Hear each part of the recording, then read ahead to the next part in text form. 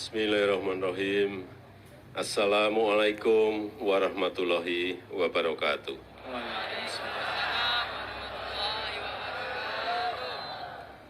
Yang saya hormati Bapak Wakil Presiden beserta Ibu, yang saya hormati para kiai sepuh dan ibu nyai, para habaib, para pimpinan pondok pesantren, para pimpinan majelis-majelis agama, para alim ulama, para menteri yang hadir, para santri yang saya cintai,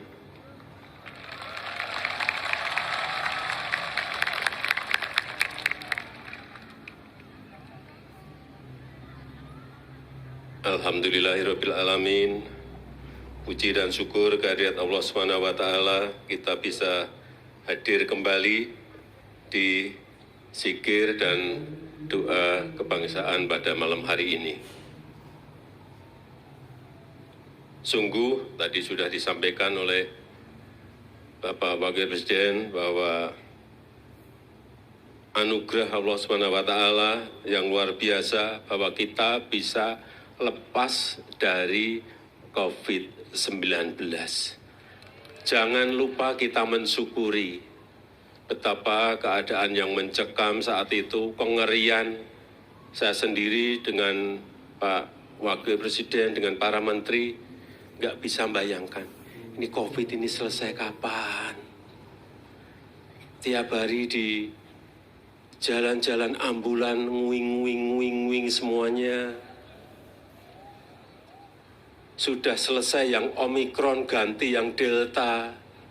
Terus nanti ganti apa lagi? Kita ini tidak bisa menebak dan hanya bisa ikhtiar dan berserah diri kepada Allah SWT.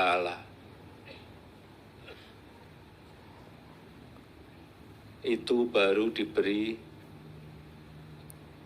virus yang namanya COVID. Sakitnya iya, barangnya nggak kelihatan. Kemudian karena COVID, awal-awal kita belum memperkirakan. Ternyata dampak ekonominya secara global, secara dunia juga luar biasa dampaknya. Dan juga patut kita syukuri, alhamdulillah kita bisa mengendalikan, bisa mengelola ekonomi kita pasca pandemi COVID dan bisa kembali normal dalam waktu yang sangat cepat. Alhamdulillah, karena Bapak Ibu hadirin hadirat, sampai saat ini sudah 96 negara yang menjadi pasiennya IMF.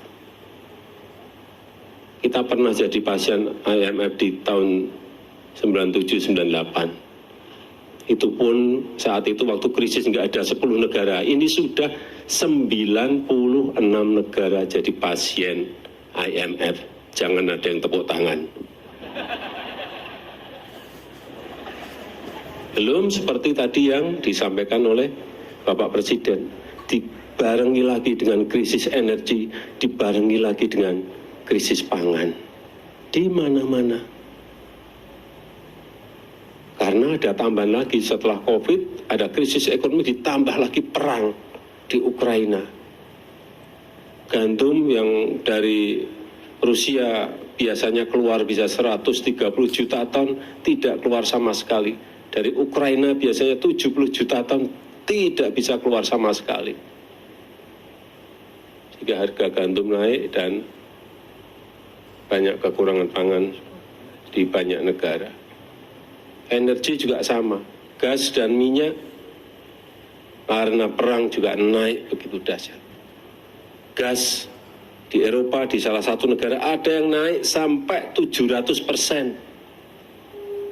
700%. Di sini bensin naik 10-20%, demonya 3 bulan.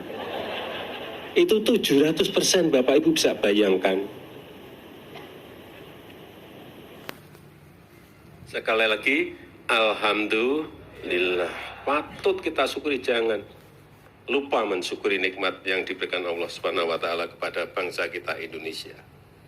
Ini semua bisa kita raih, bisa kita capai berkat kerja keras seluruh komponen bangsa kita.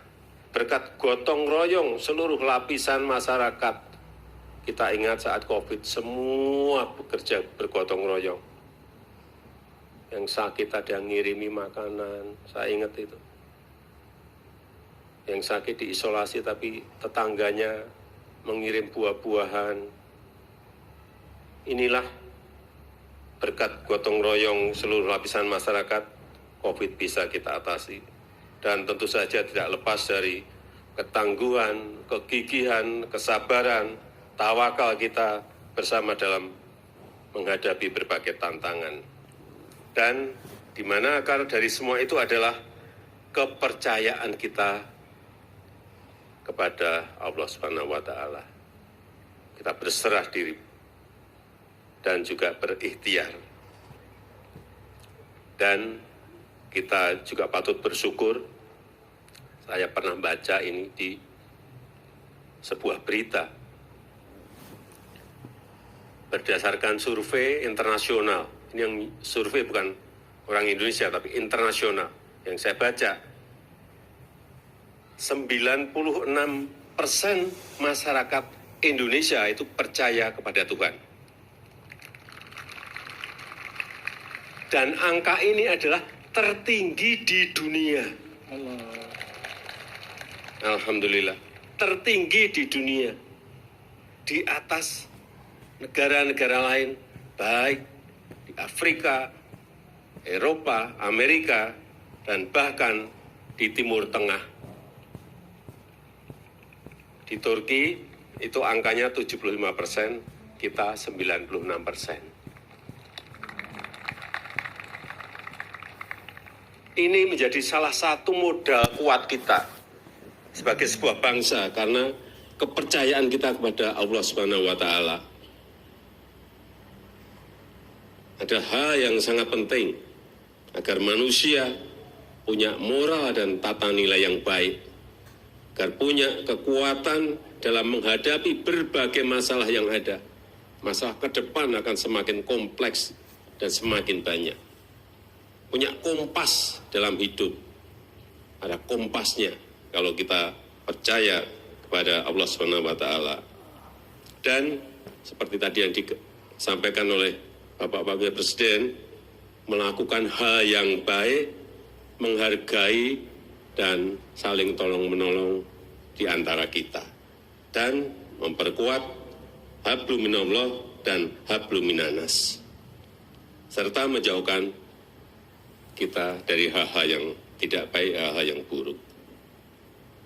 Dan pada kesempatan yang baik ini saya ingin menyampaikan ucapan terima kasih yang sebesar-besarnya kepada para kiai, kepada para ulama, kepada para tokoh agama, kepada tokoh masyarakat, kepada guru-guru kita, kepada orang tua kita, dan seluruh komponen bangsa yang secara konsisten dan tidak kenal lelah terus mengenalkan, terus mengajarkan, terus membimbing kepada anak-anak kita, generasi penerus bangsa, tentang kepercayaan kepada Tuhan, tentang kepercayaan kepada Allah Subhanahu wa taala.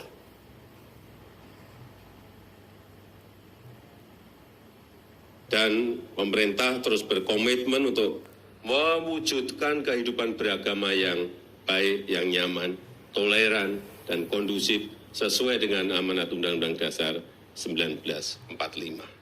Marilah kita terus merawat kerukunan kita, merawat toleransi kita, sikap saling menghargai, sikap saling menolong, agar bangsa ini dapat menjadi bangsa yang bersatu, bangsa yang maju, bangsa yang baldatun, thayyibatun, warabun ghafur.